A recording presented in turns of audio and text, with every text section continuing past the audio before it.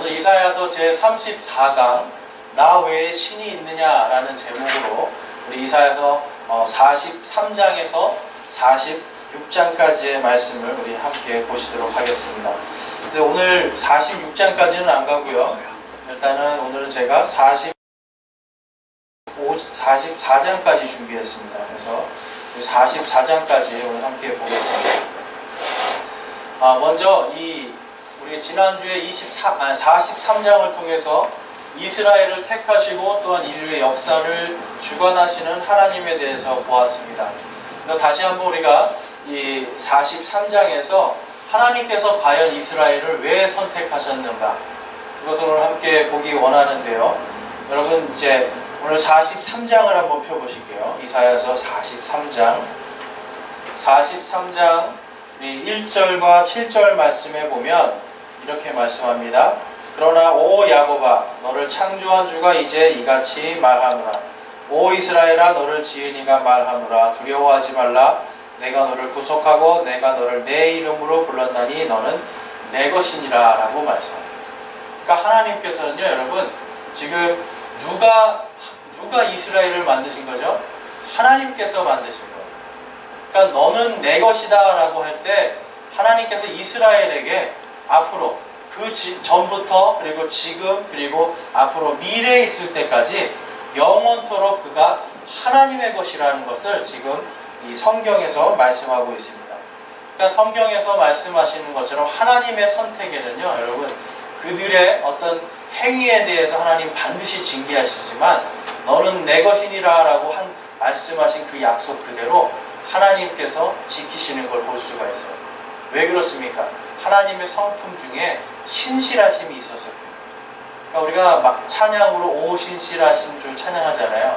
그런데 하나님께서는 이 정말 신실하신 분이에요. 그러니까 신실하다는 건 뭐예요? 변함없이 끝까지 한결같이 그것을 실행하시는 분. 그게 바로 신실한 하나님입니다. 그러니까 우리가 이 이스라엘의 선택과 또한 이 신약 시대에 우리 교회들, 우리 믿는 성도들에 대한 하나님의 선택에는 돌이키심이 없고 그 신실하시게 그 선택하심을 하나님 스스로 지키신다는 걸 우리가 알 수가 있습니다. 그래서 7절 말씀해 보면 곧 내 이름으로 불리는 모든 자라 라고 말씀합니다. 내가 내 영광을 위하여 그를 창조하고 그를 지었으며 참으로 내가 그를 만들었느니라 라고 말씀합니다. 자, 여러분, 하나님께서 왜 이스라엘을 택했는지 가장 중요한 핵심이 이겁니다. 무엇을 위해서요?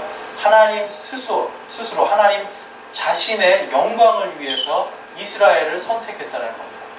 그러니까 이스라엘이 한 일은 아무것도 없어요. 그렇지만 하나님께서 그들을 먼저 사랑하시고 먼저 다가가시고 먼저 약속하심을 통하여서 이스라엘에게 하나님의 영광을 위하여 그들을 창조하였고 그들을 지으셨고 참으로 내가 그를 만들었느니라 라고 말씀하셔요. 그러니까 여러분, 태초부터 처음부터 그리고 지금 그리고 마지막까지 하나님께서는 이스라엘에 대한 이 하나님의 내 것이다 그리고 내가 너희를 만들었도다 하는 이 하나님의 것, 영원한 것으로 하나님께서 선택하셨다라는 것을 우리가 볼 수가 있습니다. 그리고 또 하나님께서 이스라엘을 선택하신 이유에 대해서 우리 10절 말씀 한번 보겠습니다. 43장 10절입니다. 우리 함께 읽어보겠습니다. 주가 말하노라. 너희는 나의 증인이요 내가 택한 나의 종이니 이것은 너희가 나를 알고 나를 믿으며 내가 그인 줄 깨닫게 하려 함이라.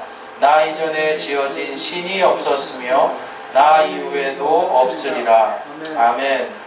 지금 이스라엘을 지금 하나님께서 택하신 두 번째 이유가 뭐냐면 바로 여호와 하나님의 증인으로 부르셨다는 거예요. 여러분, 여호와의 증인, 이게 사실은 나쁜 말이 아니에요. 이 당시에 이 유대인들이 여호와 하나님의 증인으로서 하나님의 영광을 위해서 하나님께서 선택하신 이유가 무엇입니까? 오늘 10절 말씀에서 말하는 게 뭐냐면 나 이전에 지어진 신이 없었으며 나 이후에도 없으리라 라고 말씀하면서 바로 이 하나님, 나무로도 만들어지지 아니하고 어떤 금상으로도 만들어지지 않은 정말 인간의 상상으로 만들어지지 아니한 바로 처음부터 계시고 마지막까지 계시고 영원히 계시는 그 하나님께서 그 이전에도 그 이후에도 다른 어떤 신도 없다라고 지금 말씀하는 겁니다. 그러니까 여러분, 이스라엘을 세우신 이유가 뭐예요? 당시에 가나안 땅이든 이집트든 메소포타미아 땅이든 당시에 있던 수많은 나라들이 전부 다 무엇을 섬겼습니까? 우상을 섬겼어요. 그 우상들은 무엇으로 만들어진 겁니까? 돌과 나무와 금과 은과 쉽게 말해서 하나님께서 창조하신 걸로 만들어졌던 거예요. 그런데 사람들이 그것을 신이라고 만들고 그 신을 섬겼는데, 우리 성경에서 보면은 여러분, 아브라함도 이 우상을 만들던 그 집안의 사람이었잖아요. 그러나 그가 자신의 마음속에서 하나님을 알고 하나님을 깨달습니다.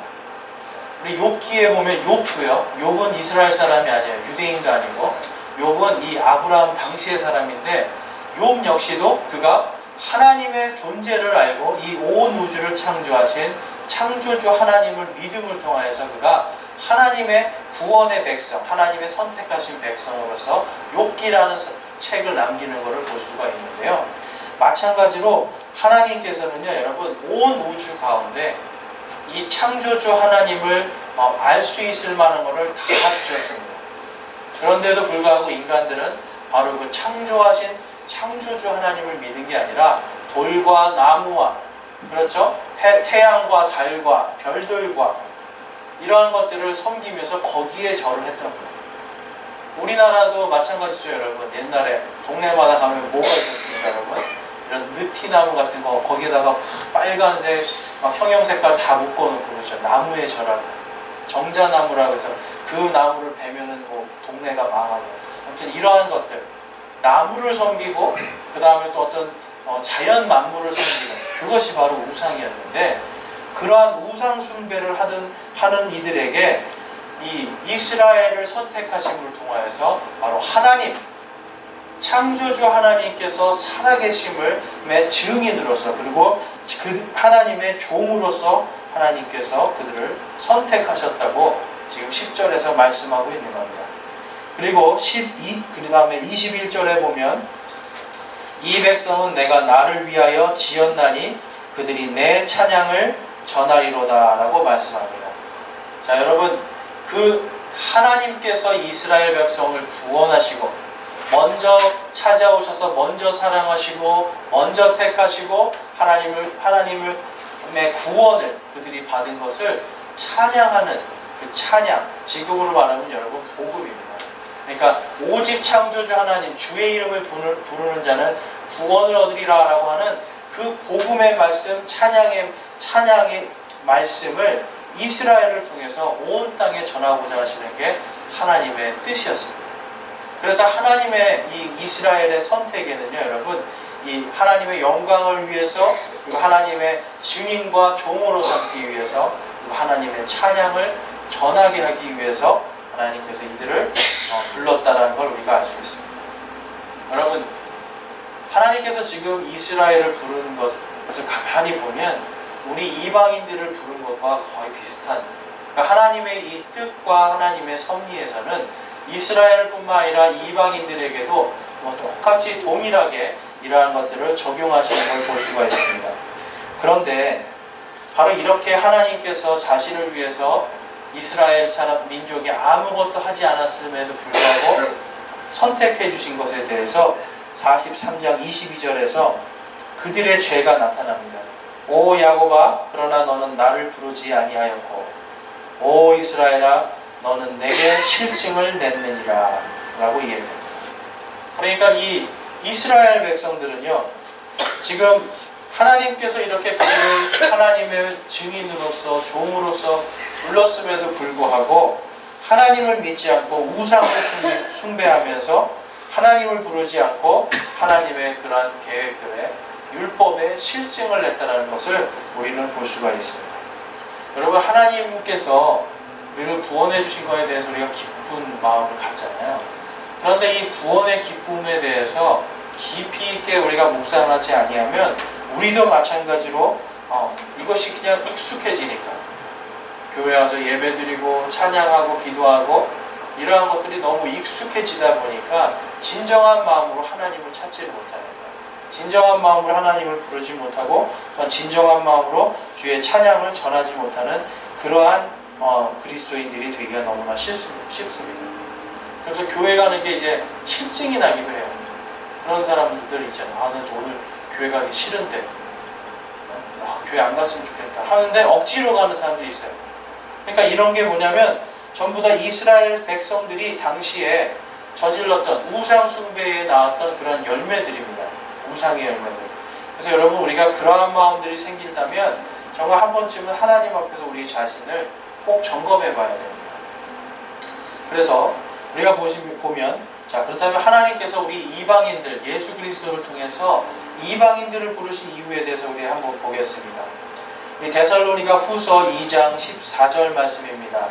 거기에 보시면 그러나 주께 사랑받는 형제들아 우리가 너로 인하여 항상 하나님께 감사드려야 하나니 이는 하나님께서 처음부터 너희를 택하사 성령의 거룩히 구별하심과 진리를 믿는 것을 통해 구원에 이르게 하셨기 때문이라 라고 말씀하고요. 우리 14절 말씀 프린트물에 있습니다. 데살로니가 후서 2장 14절 말씀 우리 함께 읽어보겠습니다. 이것을 위하여 그분께서 우리의 복음으로 너희를 부르사 우리 주 예수 그리스도의 영광을 얻게 하셨느니라. 아멘. 무엇으로 우리를 부르셨죠? 바로 복음으로 불렀습니다. 그러니까 하나님께 영광 돌리는 그 찬양의 복음, 예수 그리스도께서 우리의 죄를 위하여 십자가에 달려 죽으시고 부활하신 그 복음으로 우리를 부르셨고, 우리를 부르신 이유가 뭐냐면 주 예수 그리스도의 영광을 얻게 하시기 위해서 부르셨다라고 지금 데살로니가 후서에서 말씀하고 있는 겁니다. 그러니까 유대인들을 부르고 이스라엘 사람들을 부른 이유와 지금 동일한 이유로 하나님께서 이방인들을 선택하신 것을 또한 볼 수가 있습니다. 자, 그 다음에 사도행전 1장 8절 말씀을 보시면 오직 성령님께서 너희에게 임하신 후에 너희가 권능을 받고 예루살렘과 온 유대와 사마리아에서 그리고 땅의 맨 끝지역까지 이르러 나를 위한 증인이 되리라 하시니라 라고 말씀합니다. 그러니까 이 아까 유대인들을 무엇으로 불렀다고 하셨죠? 바로 여호와 하나님의 증인으로 불렀습니다.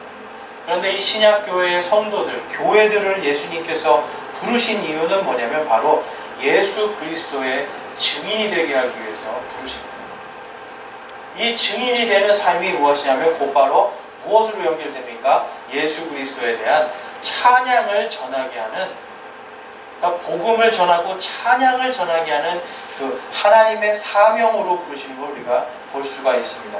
그것이 베드로전서 2장 9절의 말씀입니다. 우리 함께 읽어보겠습니다. 베드로전서 2장 9절 말씀. 그러나 너희는 선정된 세대요 왕가의 제사장이요 거룩한 민족이요 특별한 백성이니 이것은 너희를 어둠에서 불러내어 자신의 놀라운 빛으로 들어가게 하신 분께 대한 찬양을 너희가 전하게 하려 하심이라. 아멘. 지금 무엇을 전하게 하신다고 하셨죠? 바로 예수 그리스도에 대한 찬양을 우리가 전하게 하기 위해서 하나님께서 부르셨다는 것을 볼 수가 있습니다. 그러니까 유대인들을 하나님께서 부르신 그 모습 그대로 예수 그리스도를 통해서 이제는 복음이 이스라엘과 유대인에게 갇혀있던 복음이 그들이 예수 그리스도를 거부함으로 인해서 이제 이방인들에게 전해져서 온 세상의 모든 이방 땅으로 복음이 선포될 수 있도록 지금 예수님께서 우리를 부르셨다고 성경에서 말씀합니다. 그러니까 우리 이 이방인 성도들, 예수 그리스도를 믿는 이 신약교회의 성도들은 어떻게 살아가야 됩니까?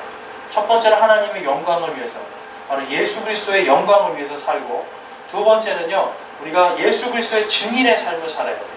그 다음에 세 번째는 예수 그리스도의 그 찬양, 그분께 대한 찬양을 전하는 삶을 살아가는 것이 바로 우리 그리스도인들의 삶입니다.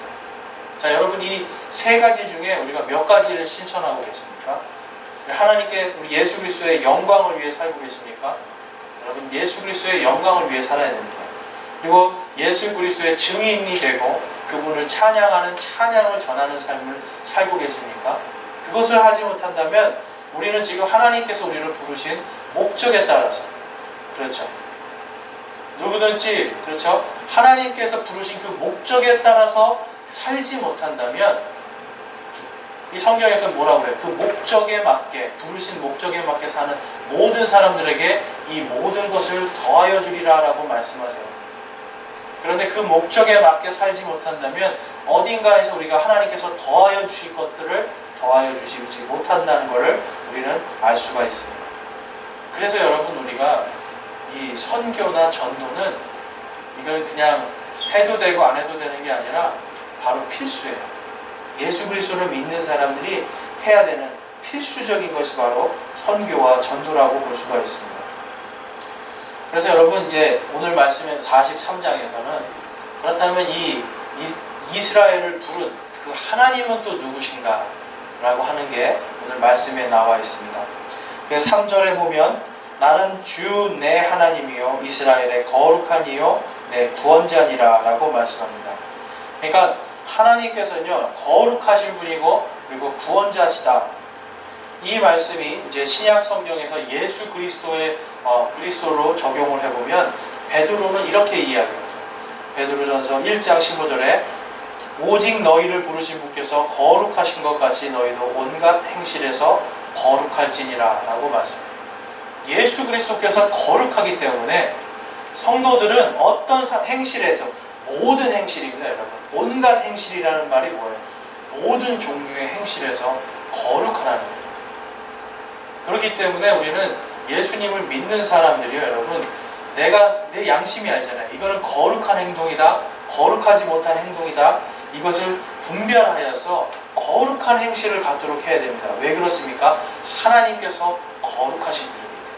우리를 구원하신 그 예수님께서 거룩한 분이기 때문에 우리가 그렇게 살아야 된다는 것이고, 그 다음에 43장에 보면 하나님께서 우리를 먼저 사랑하신 분이라는 게 나와요. 43장 4절 말씀에 보면 너는 내 눈앞에서 신중함으로 존귀한 자였으며 내가 너를 사랑하였은즉 내가 내 대신 사람을 내주며 백성들을 내주어 내 생명을 대신하게 하리니 라고 말씀합니다. 그러니까 이스라엘이 하나님을 사랑한 것이 아니라 하나님이 이스라엘을 먼저 사랑한 겁니다. 여러분, 이게 중요한 겁니다. 세상의 모든 신은 사람이 사랑을 해서 그 신에게 다가가는 원리가 있어요. 그래서 종교는 사람이 그 신을 사랑함으로 그 신을 만들고 그 신에게로 갑니다. 그렇지만 유대교와 기독교는 하나님께서 우리를 먼저 사랑하셔서 그 받은 사랑 때문에 하나님께 나가고 예수 그리스도께 나가는 게 완전히 다른 모습이에요. 그래서 요한일서 4장 19절에 우리가 그분을 사랑하면 그분께서 먼저 우리를 사랑하셨기 때문이라 라고 말씀해요. 예수님께서 우리를 먼저 사랑하셨죠. 그래서 우리가 그분의 죄인이었을 때, 그분에게 원수가 되었을 때, 죄인이었을 때, 그렇죠, 우리가 연약할 때에 그분께서 우리를 사랑해 주신 겁니다. 그렇기 때문에 여러분, 우리는 하나님의 말씀 안에서 가장 감사해야 될 것이 무엇이냐면 그분이 우리를 먼저 사랑하셨다는 거예요. 나는 그분을 사랑하지 못하였지만 그분이 나를 먼저 사랑하셨기 때문에 그분의 선택을 통해서, 그분이 나를 부르심을 통하여서 내가 구원받을 수 있었다는 게 얼마나 큰 은혜인지 모릅니다. 그 다음에 이사야서 12절에 보면, 43장 12절에 보면, 거기에 보면 이 이스라엘의 유일한 구원자가 바로 하나님이심을 말씀합니다. 그래서 그때에는 너희 가운데 다른 이방신이 없었노라. 그러므로 너희는 나의 증인이요 나는 하나님이니라 주가 말하노라 라고 말씀하면서 이들에게 어떤 상황이에요? 이들을 이집트에서 구원하시고, 그렇죠, 홍해 바다를 갈라서 마른 땅같이 건너가게 하시고, 요르단 강물을 말려서 마른 땅을 건너가게 하시고, 가나안 땅의 그 엄청난 아낙 족속들, 거인 족속들을 하나님께서 한 방에 하나님 믿음으로 그들을 물리칠 수 있게 해주신 그들의 유일하신 전능하신 하나님이 바로 우리 여호와 하나님임을 바로 지금 이 이사야가 그것을 대언하고 있는 겁니다. 그래서 이 11절 말씀에 보면 나 곧 나는 주니라 나 외에 구원자가 없느니라 라고 말씀하세요. 그러니까 하나님 외에는 다른 신이 없는 겁니다. 하나님 외에는 다른 구원이 없는 거예요. 그래서 오늘날 예수 그리스도를 믿는다고 하고 교회를 다니면서도 다른 데에 구원이 있다라고 말하는 사람들이 있어요. 그렇죠? 예수님을 믿는데 이 연초가 되면 토정비결 보러 다니는 분들 많아요. 사주팔자 보러 다니는 사람들도 많아요. 왜 그렇습니까? 오직 유일하신 하나님만이 나의 구원자시고 그분만이 신이고 다른 신이 없다라고 하는 확실한 믿음이 없기 때문에, 그러니까 예수님을 믿으면서 점치러 다닌다고 하거나 예수님을 믿으면서 그러한 토정비결이라든지 이러한 신문에 나오는 그런 것들을 이런 점치는 것들을 본다는 것은 그분을 유일한 구원자로 보지 않는다라는 뜻입니다. 그것이 바로 여러분 우리가 정말로 그 우상에게 절하지 않는다 하더라도 내 마음이 이미 우상 숭배를 하고 있는 겁니다. 그 다음에 이스라엘의 창조자 왕에 대해서 15절에서 말씀하는데 나는 주 곧 너희의 거룩한 이요 이스라엘의 창조자요 너희 왕이니라 라고 말씀해요. 하나님은 왕이세요. 주 하나님이라고 그러잖아요. 우리 주 예수 그리스도. 이 주가 무슨 뜻입니까? 주님. 이 주님이라는 뜻이 무슨 뜻이에요? 바로 주인이라는 뜻이에요. 그리고 이 The Lord라는 말은 뭐냐면 바로 나의 왕이라는 뜻이에요. 그러니까 우리가 이 예수님 그리고 이 하나님께서 나의 삶에 과연 주인이시고 왕이 되셨는가, 이걸 우리는 살펴봐야 돼요. 하나님은 이것을 위해서 이스라엘을 부르셨는데 이스라엘은 정말로 오신 그 예수님, 왕이신 예수님을 거부한 내용이 마태복음에 나옵니다. 이것에 대해서 우리 고린도전서 8장 6절 말씀에 이렇게 이야기합니다. 우리에게는 오직 한 아버지, 한 하나님, 곧 아버지가 계시나니 모든 것이 그분에게서 났고 우리도 그분 안에 있노라. 또한 주 예수 그리스도가 계시나니 모든 것이 그분으로 말미암아 존재하고 우리도 그분으로 말미암아 존재하느니라 라고 말씀해요. 그러니까 하나님께서 지금 우리의 왕이시잖아요. 그렇죠? 그리스도께서 우리의 모든 것을 창조하신 분이잖아요. 그렇기 때문에 우리의 삶이, 우리의 생명이 온전히 주 예수 그리스도께 온전히 맡겨지고 그분께 우리의 삶을 맡겨야 되는 겁니다. 이스라엘이 이거를 실패했어요. 그렇기 때문에 그들에게는 큰 환난과 고통을 통해서 다시 하나님께 돌아와야 되는 일들이 역사 속에서 계속 반복되는 걸 볼 수가 있습니다. 마찬가지로 우리 신약 시대의 우리 성도들도 지금 오늘 말씀의 이런 원리대로 하나님께서 누구시고 이스라엘을 왜 부르셨는지에 대한 이 하나님의 선택에 대한 하나님의 부르심에 대한 원리에서 벗어나면, 진리에서 벗어나면 어떤 일이 벌어집니까? 바로 하나님께서 다시 돌아올 수밖에 없도록 환난과 고통을 주신다는 것을 우리는 명심해야 됩니다. 그것에 대해서 히브리서에서도 계속 말씀하는 게 뭐예요? 바로 하나님의 징계가 없으면 사생하다. 아버지 없는 아들이라는 뜻이죠. 그러니까 하나님께서는 반드시 그 자녀들에게 잘못한 것들에 대해서 징계하시는 하나님임을 우리는 또한 믿고 두려워해야 됩니다. 이제 44장으로 넘어가 보겠습니다. 이사야서 44장으로 가보면, 자, 이스라엘을 구원하고 구속할 신은 오직 여호와 하나님밖에 없다라고 지금 이 성경이 말씀하고 있습니다. 그래서 이제 3절 말씀 한번 보면, 내가 목마른 자에게 물을 부어 주며 마른 땅에 큰 물들을 부어주고 내 영을 내 씨에게 내 복을 내 후손에게 부어주리니 라고 말씀합니다.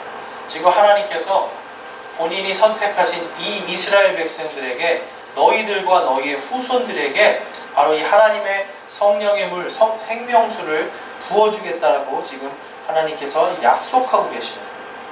5절 말씀 보겠습니다.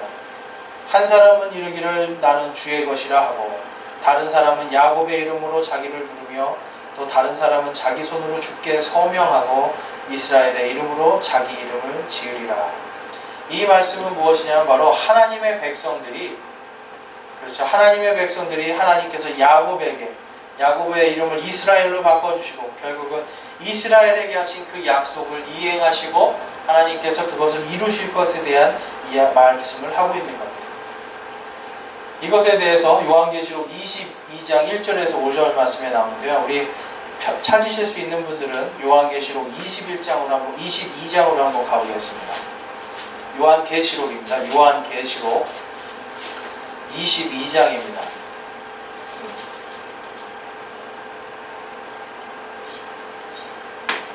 요한계시록 22장에 보면 1절에서 이제 5절 말씀 중에 1절 말씀만 보면 또 그가 하나님과 어린 양의 왕자로부터 흘러나오는 수정같이 맑은 생명수의 정결한 강을 내게 보여주니라 라고 말씀해요. 이게 뭐냐면 바로 예수님께서 재림하시고 재림의 상황에서 지금 하나님의 왕국, 하늘의 왕국에 대한 묘사를 하고 있는 겁니다. 특별히 하늘의 왕국 속에서 새하늘과 새 땅 그리고 새 예루살렘에 대한 묘사인데요. 거기에 무엇이 있습니까? 하나님께서 생명수의 정결한 강을 내게 보여주시니라. 그곳에 생명수가 있다라는 거예요. 그러니까 다시 말해서 하나님께서는요, 여러분, 이 에덴 동산에 흐르게 했던 생명나무 그리고 이 하나님 안에서의 그 생명수와 같은 그 은혜, 구원의 은혜를 다시금 요한계시록에서 다 회복시키시는 것을 볼 수가 있어요. 그래서 5절 말씀에 보면 거기에는 밤이 없겠고 등잔불이나 햇빛이 그들에게 필요 없으니 이는 주 하나님께서 그들에게 빛을 주시기 때문이라. 그들이 영원 무궁토록 통치하리로다 라고 말씀합니다. 그러니까 하나님의 마지막 궁극적으로 우리에게 주시는 복이 무엇입니까? 바로 생명과 영원한 통치다 라고 지금 요한계시록에서 말씀하는 거예요. 그래서 여러분, 우리가 이 유일하게 이 세상에 어떤 신들이 쓴 신들을 위한 경전이나 종교 서적에서도 앞으로 너희들에게 이러한 것들을 주겠다라는 것을 구약부터 신약으로 정확하게 이것을 하나로 엮어서 나와 있는 그러한 경전들이 없습니다. 그런데 하나님께서 그것을 완전히 이루시는 걸 볼 수가 있는데요. 왜 그렇습니까? 오직 주 하나님만이 유일한 하나님이시고 유일한 신이기 때문에 그렇습니다. 우리 21장 6절 말씀 한번 가볼게요. 요한계시록 21장 6절 말씀 바로 앞으로 좀 넘어가시면 됩니다. 요한계시록 21장 6절 말씀에 보면 또 내게 이르시되 다 이루어졌도다. 나는 알파와 오메가요 시작과 끝이라. 내가 목마른 자에게 생명수의 샘에서 값없이 주리라. 7절 말씀에 이기는 자는 모든 것을 상속받으리니 나는 그의 하나님이 되고 그는 나의 아들이 되리라. 아멘. 지금 이 말씀이 뭐냐면 이사야에게 지금 하나님께서 말씀하신 이사야서 44장에 나오는 말씀을 그대로 지금 하나님께서 말씀하시는 거예요. 44장 6절에 이스라엘의 왕인 주 곧 나의 구속자인 만군의 주가 이같이 말하노라. 나는 처음이요 나는 마지막이니라. 나 외에 다른 신이 없느니라 라고 지금 말씀해요. 그러니까 지금 이 요한계시록이 쓰여지기 약 800년 전에 요한계시록이 지금 이제 주후 예수님께서 태어나신 후에 약 100년쯤에 쓰여졌거든요. 바로 이 800년 전인 이 BC, 그러니까 기원전 700년경에 이사야가 이렇게 대언을 하는 거예요. 예수님에 대해서. 나는 처음이요, 나는 마지막입니다. 무슨 뜻이냐면 예수 그리스도는 영원하시다는 소리예요. 영원에서 영원까지, 처음부터 마지막까지 동일하신 분이, 신실하신 게 이 성경의 모든 말씀을 이루시는 분이 예수님이신데, 그 예수님께서 목마른 자에게 생명수의 샘에서 값없이 주리라 라고 말씀해요. 바로 복음에 대해서 예수님께서 이미 내가 다 이루었잖아요. 내가 다 이루었느니라 라고 말씀하셨죠. 내가 십자가에서 피 흘림으로 너희의 모든 죄에 대해서 내가 대신 값을 다 치루었느니라 하셨기 때문에 누구든지 예수 그리스도를 바라보고 믿는 자들에게 하나님께서 영원한 생명수를 주겠다고 지금 이사야서에서 그리고 요한계시록에서 말씀하고 있는 거예요. 이것이 그래서 그것에 대해서 우리가 이 찬양에 예수 그리스도에 대한 찬양을 전할 수 있어야 돼요. 너무나 감사한 마음.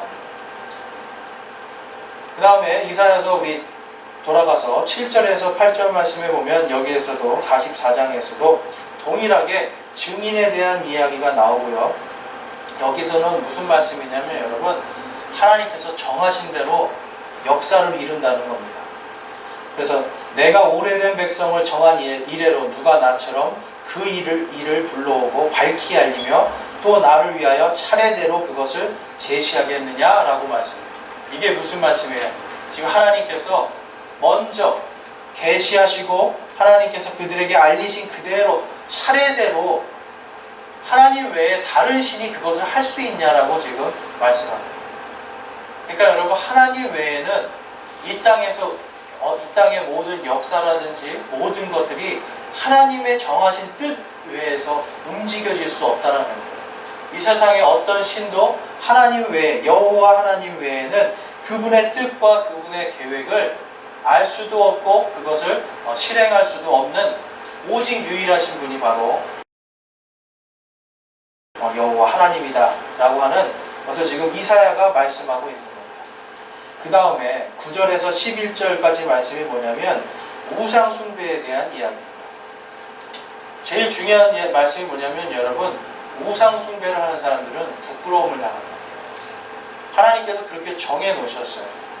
9절 말씀 보면 새긴 형상을 만드는 자들은 다 헛되며 그들이 기뻐하는 것들은 유익을 끼치지 못하니 그것들이 그들의 증인이로다. 그것들은 보지도 못하며 알지도 못한즉 그들이 부끄러움을 당하리라. 아멘. 여러분, 우리나라에도 엄청난 우상이 많이 있고 이 우상을 숭배하는 사람들이 많이 있습니다. 그런데 하나님께서는요, 하나님께서 선택하신 백성들에게 더 그것에 대해서 말씀하는 거예요. 그러니까 하나님께서 부르시고 하나님께서 피 흘려서 대신 죗값을 치른 예수 그리스도를 믿는 사람들, 하나님 여호와 하나님을 믿는 사람들이 우상 숭배로 돌아갔을 때 하나님께서는 반드시 그들을 부끄러움을 당하게 하나님께서 만들겠다라고 지금 말씀하시는 거예요. 그래서 이사야서에서는요, 전체 총 15번이나 하나님께서 우상 숭배하는 자들은 부끄러움을 당하리라, 우상 숭배하는 자들은 부끄러움을 당하리라 계속 말씀합니다.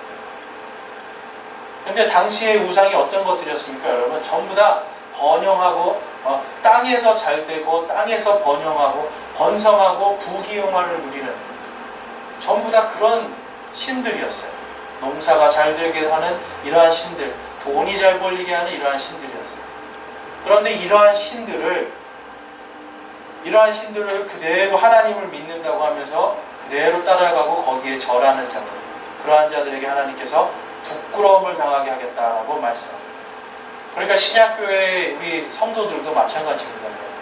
우리가 예수님을 믿는다고 하지만 재물을 쫓아가고 세상에서의 부귀영화를 쫓아가고 그것이 하나님보다 우선순위로 앞서게 되면 부끄러움을 당하게 돼 있는 거예요.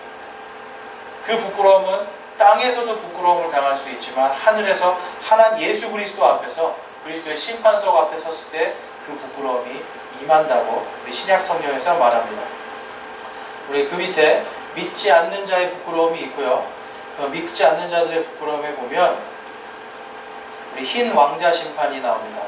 그게 요한계시록 21장 11절에서 15절 말씀인데, 바로 천년왕국이 끝나고 이 땅에 하나님의 왕국이 세워질 때에, 뜻이 하늘에서 이루어진 것처럼 땅에서 이루어진 그때에 바로 21장 12절 말씀이죠.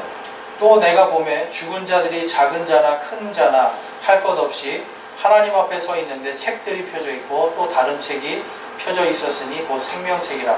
죽은 자들이 자기 행위들에 따라 책들에 기록된 그것들에 근거하여 심판을 받았더라 라고 말씀하면서, 바로 이 흰 왕자 심판 앞에서 이 일이 있기 전에 하나님의 왕국이 세워질 때 먼저 예수 그리스도를 믿는 사람들이 다 부활해서 지금 하나님의 왕국으로 들어가고요.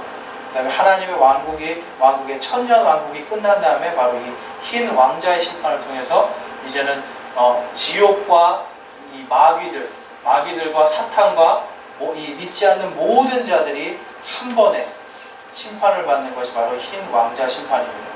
그래서 14절에 보면 이것이 둘째 사망이니라 라고 이야기하면서 이들이 육신을 가지고 이제 불호수 속으로 던져지는 것을 우리가 이 21장을 통해서 볼 수가 있습니다. 자, 그러면 믿는 사람들은 어떤 부끄러움을 당할까? 자, 고린도전서 3장 11절에서 15절 말씀해 보면 아무도 이미 놓은 기초 외에 능히 다른 기초를 놓을 수 없나니 이 기초는 곧 예수 그리스도시니라 라고 말씀해요. 그러니까 예수 그리스도의 그 기초 위에, 믿음 위에 만일 어떤 사람이 이 기초 위에 금이나 은이나 보석이나 나무나 건초나 짚을 세우면 각 사람의 일이 드러나리라. 그날이 그것을 밝히 드러내리니 이는 그것이 불에 의해 드러나고 그 불이 각 사람의 일이 어떤 종류인지 시험할 것이기 때문이라. 그러면서 14절에 어떤 사람이 그 기초 위에 세운 일이 남아있으면 그는 보상을 받고 어떤 사람의 일이 불타면 그는 보상을 손실당하리라. 그러나 그 자신은 구원을 받되 불에 의해 받는 것 같이 받으리라 라고 말씀하면서 예수님을 믿는다고 하지만 그 예수님의 그 기초 위에 우상 숭배와 세상의 이러한 세상의 즐거움들을 쫓아가면서 예수님을 멀리했던 사람들에게는 다 불태워져서 남는 것이 없을 때에 바로 그들에게 어떤 구원이 임합니까? 불에 타는 것 같은 부끄러운 구원이 임한다는 것을 이 고린도전서 3장에서 말씀하고 있는 거예요. 그래서 이 고린도전서 3장에서 이 말씀을 하는 이유가 뭐냐면 바로 고린도 교회에 간음을 하면서 특별히 자신의 아버지의 어머니와 지금 간음을 하고 있는 사람을 그들이 교회 안에 그대로 놔뒀어요. 징계를 하지 않고 그대로 놔뒀기 때문에 그것에 대해서 지금 사도 바울이 이러한 경고를 하는 거예요. 부끄러운 구원. 그러니까 그의 영과 혼과 육이 구원은 받지만 어떤 구원이에요? 불타는 것 같은. 남들은 그냥 편안하게 아멘 하면서 할렐루야 하면서 들어갈 수 있는 길을 이 자신은 불에 타면서 이 불에 끌린 상태로 부끄럽게 받는 구원이 있다는 거예요. 그래서 고린도전서 5장 1절에서 5절 말씀이 바로 그러한 자들에게 하나님께서 이 영은 주의 날에 구원받게 하고 그들은 그렇지만 부끄러운 구원을 받을 수밖에 없다라고 지금 고린도전서 5장 1절에서 5절에서 말씀합니다. 여러분 이제 역사를 전부 다 주관하신 하나님을 왜 하나님께서 보여주세요? 왜 이스라엘을 세우셨고 또 왜 신약시대의 이 교회 성도들을 세우셨습니까? 하나님의 영광을 위해서. 하나님께서 살아계신 유일하신 구원자임을 증거하기 위해서. 그리고 그분의 찬양을 전하게 하기 위해서 불러주신 거예요.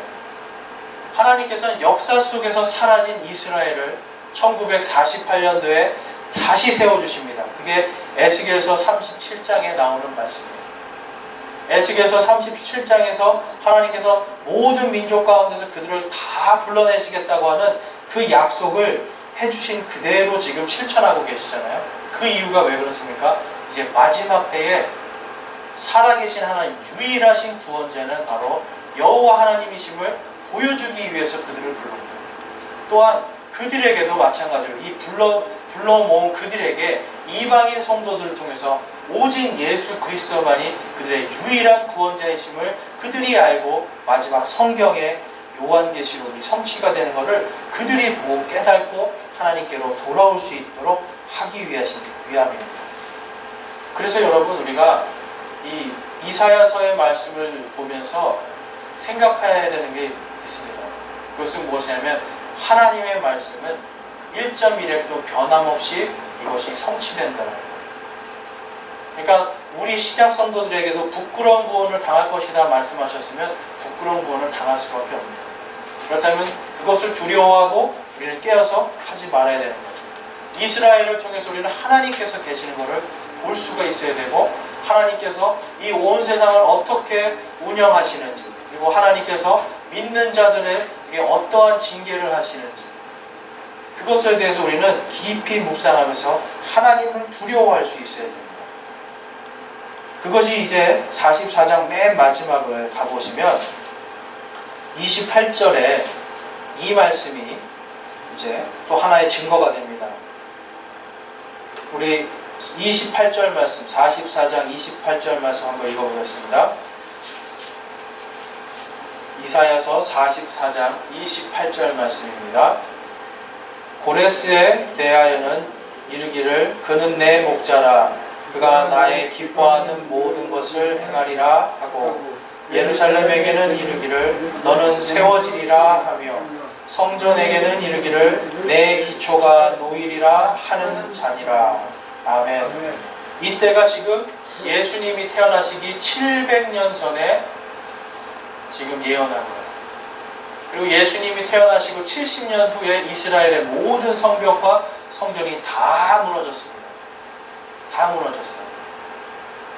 하나님께서는요, 지금 이 고레스에 대해서 바로 이 고레스 대왕이 나타나기 전에 606년, 그러니까 고레스가 태어나기 약 한 100년 전에 바빌론 왕국을 통해서 이스라엘의 성전을 다 무너뜨리고 그 다음에 성벽을 다 무너뜨리는 그 일을 하나님께서 그냥 놔두셨어요.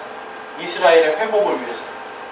그런데 100년 후에 고레스에게 하나님께서 그는 내 목자다라고 얘기하면서 바로 이 흩어져 버렸던 고향 땅에서 떠나갔던 이 양떼와 같은 이스라엘 민족들을 다시 그 땅으로 보내서 예루살렘 성벽을 건축하고 성전을 건축하는 그 사람으로 하나님께서 쓰시겠다라고 약속하셨습니다. 그 일이 그대로 이루어집니다. 다시 돌아와서 이들은 성벽을 454년에 예수님이 오시기 454년 전에 다시 성벽을 건축하고 성전을 건축한 게 바로 수룹바벨 성전입니다. 그리고 예수님 당시에 헤롯 왕이 이 성전이 너무 볼품없다고 해서 초라하다고 해서 더 크게 만든 게 바로 헤롯 성전이었어요. 그런데 우리 오늘 이 말씀에서 보면 이 고레스, 예수님을 지금 상징하고 있는 거거든요. 예수님을 지금 그림자로 보여주고 있는 거예요. 예수님께서 다시 오실 때에 이 땅에 이루어질 일이 무엇이라고 성경에서 말씀합니까? 바로 예루살렘의 회복입니다. 예루살렘 성벽이 다시 세워지고 가장 중요한 예루살렘 성전이 다시 세워지는 것에 대해서 하나님께서 말씀하고 계세요. 하나님은 하나님의 영광을 위해서, 그리고 하나님의 그 영광, 그 찬양의 복음의 증인이 되기 위해서 유대인과 오늘 우리 신약교회의 성도들을 부르신 거예요. 그래서 여러분, 우리가 이 역사 속에서 이 1.1획도 틀림없이 이루시는 모든 것을 성취하시는 하나님의 이 전능하심 앞에서 우리는 두려워할 줄 압니다. 그냥 살면서 예수님 믿고 내가 예배드리면 되지가 않고요. 예수님께서 왜 우리를 부르셨는지 부르심의 목적을 알고 살아야 돼요. 그래서 2019년도가 이제 시작되는데요, 여러분. 예수님께서 왜 우리를 부르셨는가에 대한 목적을 분명히 할 때 2019년에 하나님께서 그 목적에 따라 부르신 모든 자들에게 이 모든 것을 더하시리라 라고 말씀하셨잖아요. 목적에 맞게 사는 사람들에게 하나님의 크신 은혜가 함께하고 주님의 인도하심이 깊이 체험될 줄로 믿습니다. 그래서 우리는 하나님 안에서 더욱더 나 외에 다른 신이 없다, 오직 하나님만이 구원자라는 확고한 믿음을 가지고 살아가시는 저와 여러분이 되시기를 주님의 이름으로 축원합니다. 아멘.